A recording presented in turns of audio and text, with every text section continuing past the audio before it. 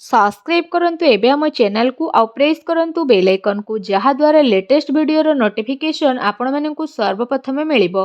नमस्कार बंधुगण आपण माननकु आम यूट्यूब चैनल को स्वागत। बंधुगण जानिबा आगामी ए 2 दिन अर्थात आगामी 48 घंटार स्थिति आपणक पई किपरि रहिबो, केउ सब जिनिस रे आपणकु फायदा हेबो, केउ सब जिनिस रे आपणकु सावधानता अवलंबन करबाकू पड़िबो, आपणकर लव लाइफ किपरि रहिबो, आपणक क्यारियर किपरि रहिबो, बिजनेस आउ व्यापार किपरि रहिबो एवं ता सहित स्वास्थ्यर किछि महत्वपूर्ण इनफॉरमेशन विषय मध्ये आमे आपण मानकु विस्तार पूर्वक भाबे कहिबु। आ वीडियो शेष रे आमे आपण मानकु किछि उपाय विषय मध्ये कहिबु, जहा द्वारा आपण ए दिन को आहुरी अधिक भलो आ मंगलदायक साब्यस्त करि परिबे।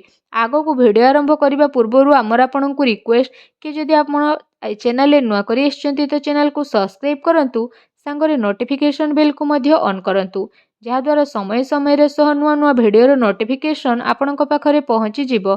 तो आसंतु जानिबा किपरि रहिबो आपणक पई विशेष भाबरे ए 2 दिनर स्थिति। जदि विशेष भाबरे आमे आपणकु सबुठारु प्रथमे कहिबु कि कोन आपणक पई सतरे ए 2 दिनरे विशेष भाबरे पॉजिटिव रहिबा पई जाउछि। जदि फ्रेंड्स कहिबु, जदि आपण व्यवसाय करूछंती किंबा जदि आपण चाकरी कोठी करूछंती तो निवेश पई ए समयर भलो अवसर आपणकु प्राप्त हेबो। यह आपणकर आर्थिक निवेश पई बहुत ही भल स्थिति नहीं आसुची, जहाद्वारा आपणकु आर्थिक लाभ प्राप्तिर बहुत भल अवसर प्राप्त हेबाकू जाउछि। आपणकर भाग्य आपणकु बहुत भल साथ देबो। काम कार्य क्षेत्र रे आपणकु बहुत भल सफलता मध्य प्राप्त होई जिवो। ता सहित जदि कहिबा चल अचल संपत्ति दृष्टि रु मध्य निवेश करिबा आपणक पई ए दिन रे बहुत ही भल स्थिति रहिबो। सेथि पई समय आउ परिस्थिति को देखि निवेशर अवसरर तलाशी करंतु, जहाद्वारा विशेष भाबरे आपणकु भल सफलता प्राप्त हेबो एवं आपणकर आर्थिक स्थिति मध्य काफी मजबूत होई जिवो। ता सहित कोनोसी अप्रत्याशित आय बा शायद कोनोसी विरासत आपणकर अपेक्षा रे रहिछि। ए आयर भल भाबरे प्रयोग करंतु, जेमिति कोनोसी यात्रा बा एमिति कोनोसी गतिविधि रे करंतु, जहा आपणकु स्पष्ट भाबरे भल स्थिति प्रदान करिवो। ता सहित एमिति किछि कथा काहाकू कुहंतु नहीं जहा सामना वाला को कष्ट प्रदान करिवो। निजर आखपाख लोकंक सहित मिलसंतु, वरिष्ठ को प्रभावित करिबा पई शब्दर निपुणतार प्रयोग करंतु। निजर क्यारियर को बनेइबा आउ किछि पैसा भरा योजना बा रणनीति बनेइबा पई ए दिन आपणक पई शानदार समय रहिबो। आपणकर साथी सहयोगी आपणकु भल परामर्शदाता भावरे जानिबे। रचनात्मकता प्रति मध्य आपणकर विशेष रुचि बढ़िबो। ए अवसर आपण अवश्य लाभ उठांतु। नुआ भावरे काम करिबार मौका मध्य आपणक हाथरु जीवाकू दियंतु नहीं। निज रचनात्मकतारे निज घर को खूबसूरत बनेकी रखंतु। निजर कार्य क्षमतारे अन्य को आपण प्रभावित मध्य करिबे एवं कार्य क्षेत्र रे लाभर विशेष जोग रहिछि। आकस्मिक धन लाभ मध्य आपणको विशेष रूप रे होई जिवो। ता सहित जदि कहिबा आपणक पई कोन नेगेटिव रहिबो कि घरेलू समस्या को दूर करिबारे आपणकर घरेलू विकासर संभव रहिछि। अन्यथा प्रोब्लेम आपणकर बढ़ी पारे। निज काम उपरे भरोसा करंतु। निजर घर परिवार सदस्यों उपरे भरोसा करंतु। कोनोसी अन्य व्यक्ति उपरे भरोसा करंतु नहीं, अन्यथा प्रोब्लेम उत्पन्न होई पारे। ता सहित जदि कहिबा पारिवारिक स्थिति चिंतापूर्ण मध्य होई जिवो, जेउ कारण पई घरे छोट मोट प्रोब्लेम रो माहौल रहिबो। सेति पई घर परिवार रे आपसिक सामंजस्य बनेई रखिबार विशेष आवश्यकता रहिछि। अर्थात जणे आ जण को भरोसा करी सब कार्य को करि नियंतु। निजर दायित्व को नेभेइबार पूर्ण चेष्टा करिकि आपण माता पितांकर सह संबंध मधुर बनेई रखिबा पई चेष्टा करंतु। एमिति व्यक्ति पाखकु जांतु जहाकु जरूरत रहिछि, जेमिति रे आपणकर भाई भौणी माता पिता एवं पड़ोसी सेमानकु शांति प्रदान करंतु। ए समय रे सांसारिक आ व्यवहारिक मामला उपरे ध्यान केंद्रित करिबार नोह, बरं निजर दृष्टि कोण को बदलैबा एवं नुआ विचार को भावना देबार स्थिति आसीछि।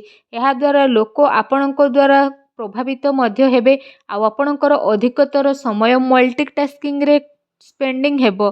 बा से सबु करंतु जहा आपण करूछंती। ता सहित आपणको देखिबे जरूरी ही सफलता प्राप्त हेबो।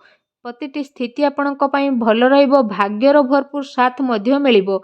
एहा सहित जदि कहिबा कार्यभारर अधिकता कारणरू जरूरी कार्य को समयर सह आपण पूरा मध्य करिबे। सेथि पई क्रोधर अधिकता मध्य रहिबो। नकारात्मक विचार ठारू दूरी रुहंतु।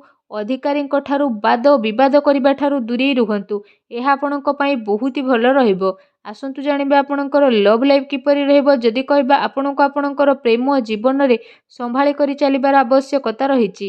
ଏହା ସହ ଛୋଟ କଥା ବଡ଼ ମଧ୍ୟ ହୋଇପାରେ ଆଉ ତାର ପ୍ରଭାବ ଆପଣଙ୍କର ପ୍ରେମ ଜୀବନରେ ନକାରାତ୍ମକ ରୂପରେ ମଧ୍ୟ ପଡ଼ିବ। ଆପଣଙ୍କର ପ୍ରେମ ପାଇବା ପାଇଁ ମଧ୍ୟ ଅନ୍ୟମାନେ ଆଶା ଆକାଂକ୍ଷା କରିକି ରହିବେ।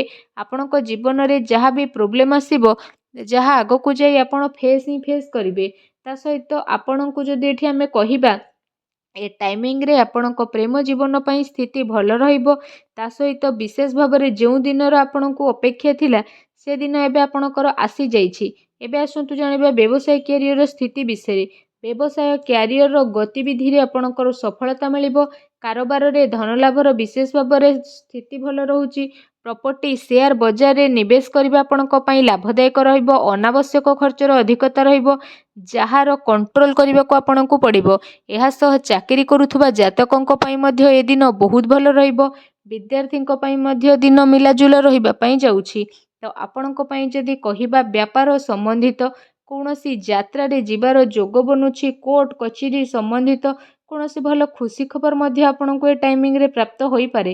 ଏହା ସହିତ ଯେଉଁ ବ୍ୟକ୍ତିମାନେ ସରକାରୀ କ୍ଷେତ୍ରରେ ଚାକିରି କରୁଛନ୍ତି ସେମାନଙ୍କୁ ଶୀଘ୍ର ହିଁ ସରକାରୀ ବାହନ ଅର୍ଥାତ୍ ମକାନ ମଧ୍ୟ ପ୍ରାପ୍ତ ହୋଇଯିବ।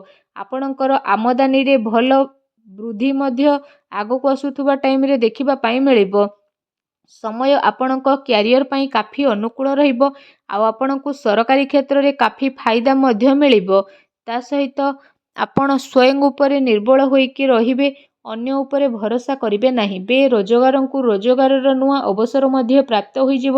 ବ୍ୟାପାର ଧନ୍ଦାରେ ଭଲ ଲାଭ ମିଳିବାର ସମ୍ଭାବନା ରହିଛି, କିନ୍ତୁ ଅନାବଶ୍ୟକ ଖର୍ଚ୍ଚର ଯେହେତୁ ଅଧିକତା ରହିବ ତେଣୁ ସାବଧାନ ରୁହନ୍ତୁ।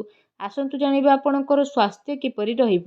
ଯଦି କହିବା ଆପଣଙ୍କୁ କୌଣସି ପ୍ରକାରର ସ୍ୱାସ୍ଥ୍ୟ ସମ୍ବନ୍ଧିତ ଗଭୀର ସମସ୍ୟାର ସାମ୍ନା କରିବା ପାଇଁ ପଡ଼ିପାରେ। ସେଥିପାଇଁ କୌଣସି ପ୍ରକାରର ସ୍ୱାସ୍ଥ୍ୟ ସମ୍ବନ୍ଧିତ ସମସ୍ୟା ଉତ୍ପନ୍ନ ହେବା ଦ୍ୱାରା ସମୟ ଦ୍ୱାରା ଉପଚାର କରିବାର ବିଶେଷ ଆବଶ୍ୟକତା ରହିଛି, ଯାହାଦ୍ୱାରା ସମୟ ଥାଉ ଥାଉ କୌଣସି ପ୍ରକାରର ପ୍ରୋବ୍ଲେମକୁ ଆପଣ ଅଟକାଇ ପାରିବେ। ତେଣୁ ସାବଧାନ ରୁହନ୍ତୁ। ଏଥିପାଇଁ ଆପଣ ନିଜର ଖାଦ୍ୟପେୟ ଉପରେ ବିଶେଷ ରୂପରେ ଧ୍ୟାନ ଦିଅନ୍ତୁ। ତା ସହିତ ନିଜ ସ୍ୱାସ୍ଥ୍ୟକୁ ଆହୁରି ଅଧିକ ଭଲ ରଖିବା ପାଇଁ ଆପଣ ପ୍ରତ୍ୟେକ ଦିନ ଯୋଗ କରନ୍ତୁ, ବ୍ୟାୟାମ କରନ୍ତୁ ଏବଂ ସୁସ୍ଥ ରୁହନ୍ତୁ। ଆସନ୍ତୁ ଜାଣିବା ଆପଣଙ୍କ ପାଇଁ ଏ ଦିନରେ କ'ଣ ବିଶେଷ ଉପାୟ ରହିଛି। ଆପଣ ସ୍ନାନ ଆଦି ବିଶେଷ ଭାବରେ କରିସାରିବା ପରେ ହନୁମାନ ଚାଳିଶାର ପାଠ କରନ୍ତୁ। ଭଗବାନ ଶ୍ରୀ ହରି ବିଷ୍ଣୁଙ୍କର ମୂର୍ତ୍ତିକୁ ବିଧିବଦ୍ଧ ବିଧାନର ସହିତ କୌଣସି ହଳଦିଆ ବସ୍ତ୍ରର ସହିତ ସ୍ଥାପନା କରି ଚନ୍ଦନ ଆଉ ହଳଦିଆ ଫୁଲରେ ପୂଜା କରନ୍ତୁ। ତା ସହ ମାଙ୍କର ଆଶୀର୍ବାଦ ନିଅନ୍ତୁ। ପକ୍ଷୀମାନଙ୍କୁ କିଛି ନା କିଛି ଖାଇବାକୁ ଦିଅନ୍ତୁ। ଦେଖିବେ ସବୁ ନକାରାତ୍ମକ ଶକ୍ତିର ବିନାଶ ହେବ, ଶୁଭ ଫଳ ପ୍ରାପ୍ତ ହେବ। ଭିଡ଼ିଓଟି କେମିତି ଲାଗିଲା ଆମକୁ କମେଣ୍ଟ କରିକି ଜଣାଇବେ। ଆଉ ଯଦି ଚ୍ୟାନେଲରେ ନ ଆସିଥିବେ ଚ୍ୟାନେଲକୁ ସବସ୍କ୍ରାଇବ୍ ମଧ୍ୟ କରିନେବେ। ଧନ୍ୟବାଦ।